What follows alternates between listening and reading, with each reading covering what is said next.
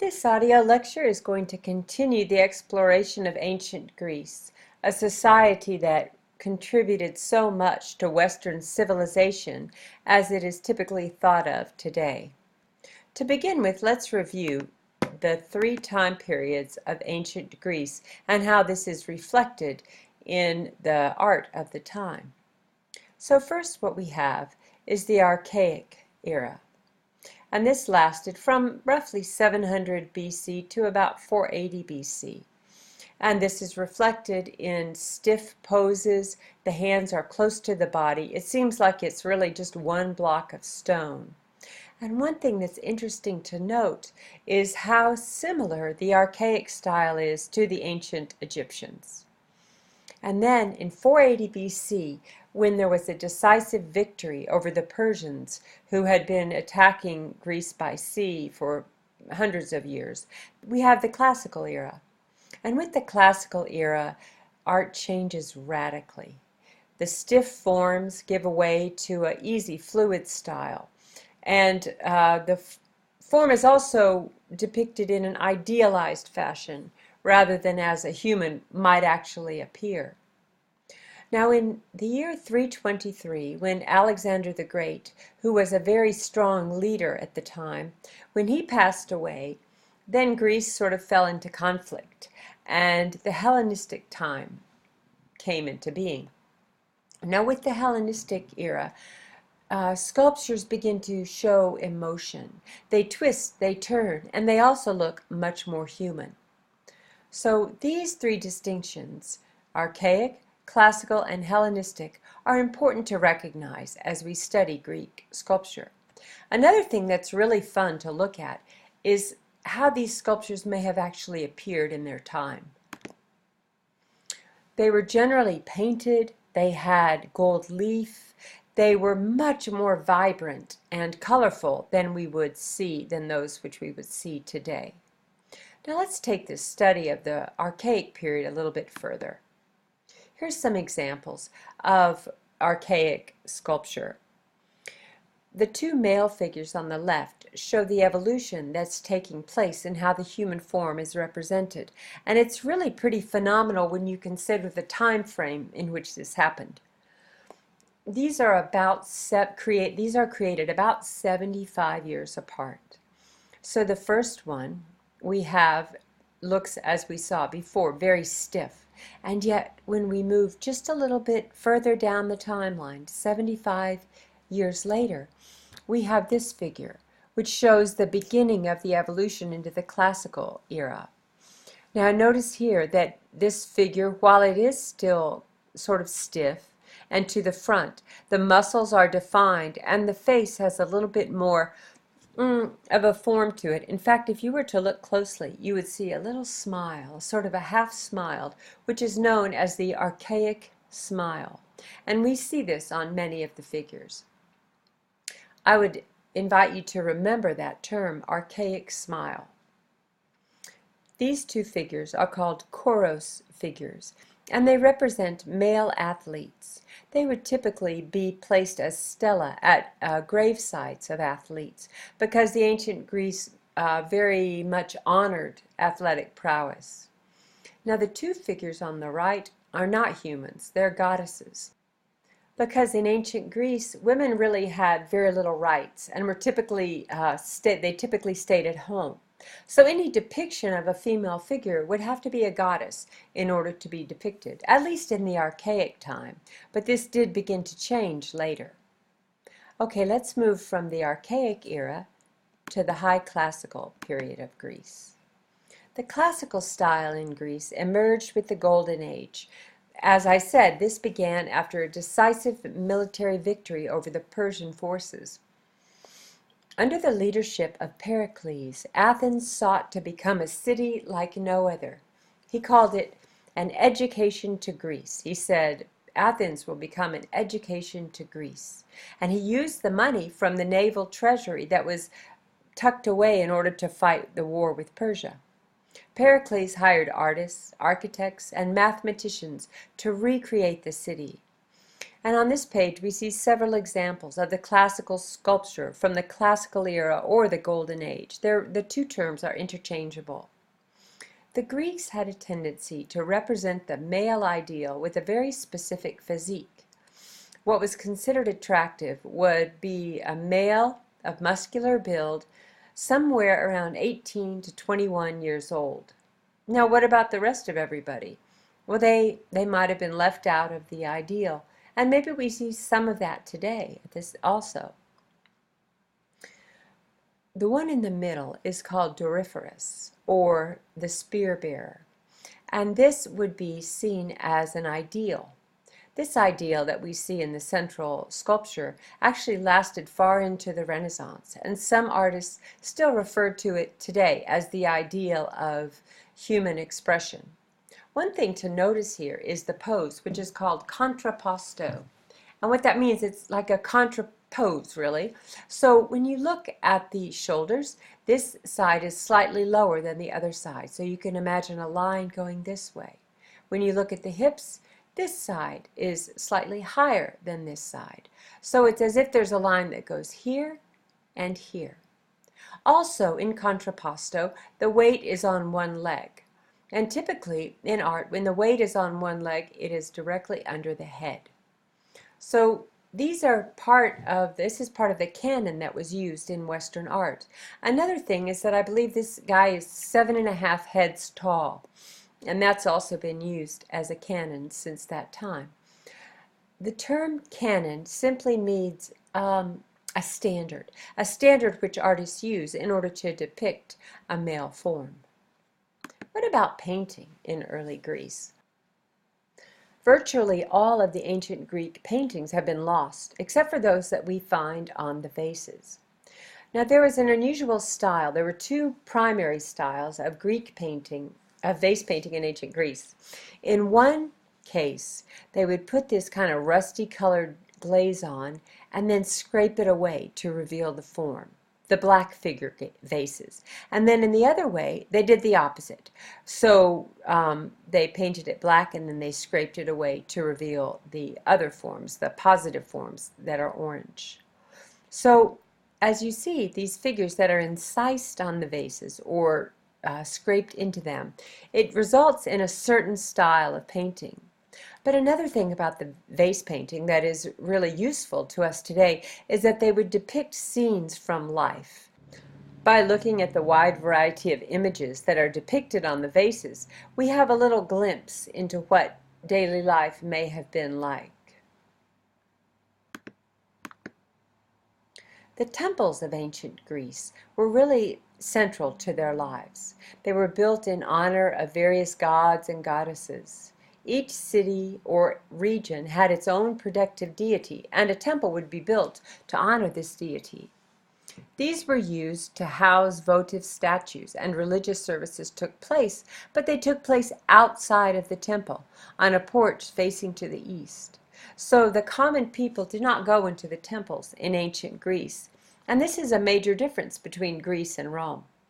The earliest temples were built of mud and timber and have not survived, but soon the Greeks began to use stone instead of wood. This temple is a temple to Hera, Hera I, the earlier of two temples at Paestum. This was built around 500 BC in honor of the queen of the gods, who is Hera. When we compare this to later temples, maybe it looks a little squat, a little overbuilt, but considering that this was built by human hands without the help of the machines that we can consider indispensable today, this is a truly amazing accomplishment. Notice how the columns are built of several stones stacked together. I always wonder just how did they lift them, and how did they get the cross pieces on top? Now, I know that they did make much use of pulleys, so they would use pulleys to hoist and rope, a pulley and rope system to hoist the stones, but still, that's amazing, considering the weight of these massive stones. Notice also the return of something that we've seen before, which would be post and lintel construction. We saw this in the Neolithic houses, in the ancient Egyptian temples, and now we see it again here. Let's talk for a moment about the Parthenon. Now, this is one of the most famous classical architecture relics that in the whole world. The Parthenon is located high above the city of Athens on a hill called the Acropolis. And the temple was built in honor of the patron goddess of the city of Athens, which would be Athena. The Parthenon was built during the Golden Age, over a period of only 8 years. Unlike earlier temples, the architects created an optical illusion by doing several things. They rounded the floor slightly up in the middle and made the posts on the corners a little bit bigger and a little bit closer to the next posts than the ones in the middle. This is not obvious when we look at it, and yet the effect is to give the impression of a more balanced, less sort of stagnant structure. Look at the example here to the left and see if you can see that there's a slight rise in the floor here. Also notice that the posts on each end, right here, are slightly closer together. Now, when it was originally built, the Parthenon was brightly painted. Here's the kind of decoration that they would have used. This is an artist's rendering of the whole Acropolis, and it's fun to imagine when all these buildings were new with gold and shiny ornamentation, bright paint. It must have been really a sight to behold. Here we have the Porch of the Maidens from the Erechtheion, which is another structure on the Acropolis. This porch has really always fascinated me because it must have been so beautiful in its day.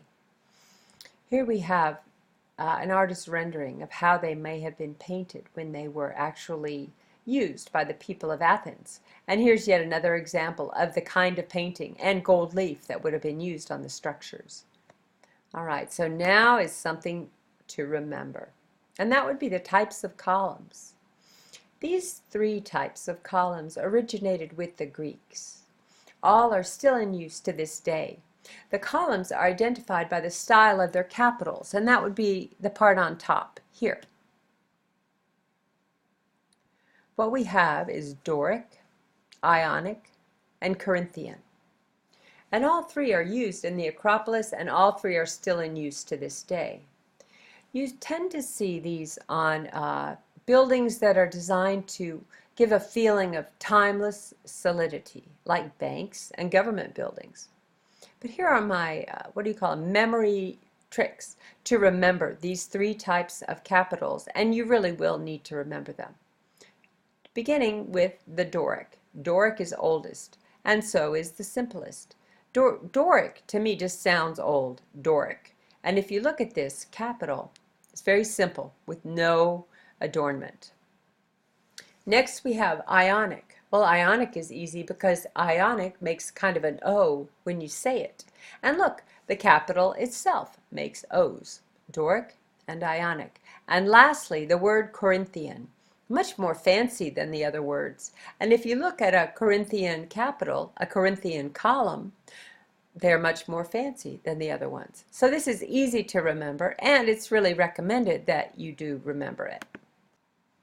Now let's talk for a moment of the famous Oracle of Delphi. That's the stuff of legends and myths since the Greek time. Here we have a picture of the sanctuary at Delphi. On this site, the Greeks believed that there was a place where Apollo, the king of the gods, communicated with humans through a mortal person who was known as an oracle. One form that the oracle came in, according to legend, was a woman named Pythia. Now, the ancient Greeks would travel great distances to consult the oracle. She often gave her answers in very cryptic poems or riddles that the questioner had trouble figuring out. To prepare herself to receive these messages from Apollo, it is said that Pythia chewed sacred laurel leaves and drank from a sacred spring. Both of these were believed to induce hallucination. Since her messages were hard to interpret, they were often misunderstood by those doing the questioning, And perhaps the questioner would interpret the answer in a way that best served the situation, thus receiving a perfect answer for any question. This is a technique that has been used by soothsayers and fortune tellers since that time. Now this mosaic on the right is quite lovely and pretty extraordinary for its day because it's actually depicting a Dionysian rite. The Greeks believed that the theater, the act of presenting a play, was sacred, and the god of theater was Dionysus. They staged these elaborate plays in which dramas were acted out in honor of the god of wine and inspiration. Sometimes these would go on for days, and people would come and go. The Greeks built the first amphitheaters to present these dramatic rituals to the crowds that assembled. After the death of Alexander the Great in 323 BC, Greece moved into a rapid decline. There was no established leader to replace Alexander the Great, and so Greece began to break into different factions as generals fought for power. In contrast to the ideal that was really followed and almost worshipped in the Golden Age, the artists of the Hellenistic period focused on individuals. They turned from heroic to depicting the everyday from gods to mortals. The art of this period is quite dramatic. The figures are twisted and are often doing kind of tasks. They're in motion. Also, the women begin to be depicted, women that are not gods and goddesses. Here we have a very famous Hellenistic sculpture called Nike, or Winged Victory. You can see here the flow of her form, the drama of the expression. This is quite different than what we've seen in the classical and the archaic styles. Now here we have a small sculpture 8 inches high called the Veiled Woman. I find this quite beautiful because if you consider what has come before, check out the motion. Also the fact that this artist was able to depict in stone a woman who is covered with a drape from head to toe. Now the old market woman, she's just so lovely in her despair and ruggedness, you know.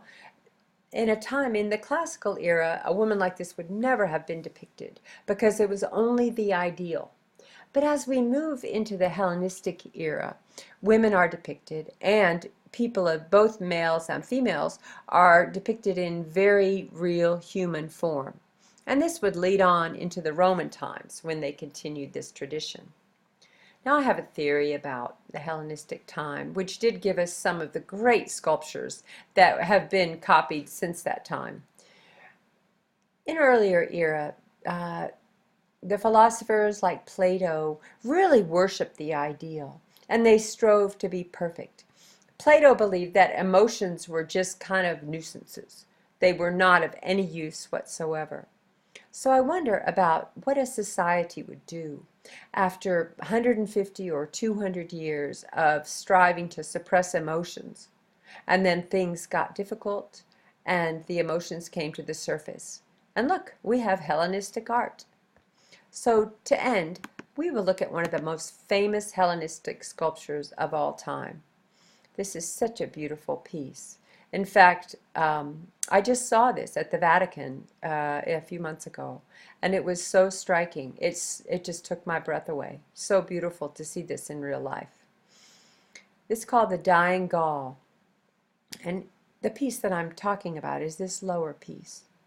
It was actually made as a propaganda piece because by depicting this guy as being so noble and dying with such dignity, it shows that the Greeks are even more powerful than this powerful being who was from the tribes that they called the barbarians, came in from the north. If you were able to see this sculpture closely, you would see that he has been stabbed. He's bleeding to death. He's at the end of his life. Let's compare that sculpture with all of its dignity and grace and human expression with one that was made only 250 years earlier. So we have the dying Gaul, and up here we have the dying warrior. Notice the difference. Notice the stiffness, almost the cartoon-like quality of this figure compared to the deep human expression of this one. And lastly, we'll consider one of the most famous of the Hellenistic sculptures. This is called Laocoon and his son. The legend here is that Laocoon in the center had angered Poseidon, the sea god, and so he came to kill him and his two sons, and here they are struggling against Poseidon, the god. This is one, actually, I also saw this at the Vatican, and it was very powerful to see these works and to consider that they were sculpted so long ago by artists with so few tools is really awe-inspiring. Maybe one of the things that allowed the Greeks to make their innovations was the profound belief in the power of the individual, that each one of us, no matter who you are, no matter who anyone is, has a potential, has something within them that is unique and that can be cultivated. And that if a person can only find what that is within them and give their attention and their energy to that, to cultivating that, to educating whatever aspect is their gift, then they can succeed. And by doing this, all of society benefits. This was a philosophy of the ancient Greeks and is one that perhaps can still serve us to this day. Although I will say that the ancient Greeks, they didn't really include women in that, and to this day, in the current era, we're fortunate to be able to include all people in that ideal of the power of the individual to cultivate themselves. This concludes the lecture on Greece. Thank you so much for listening.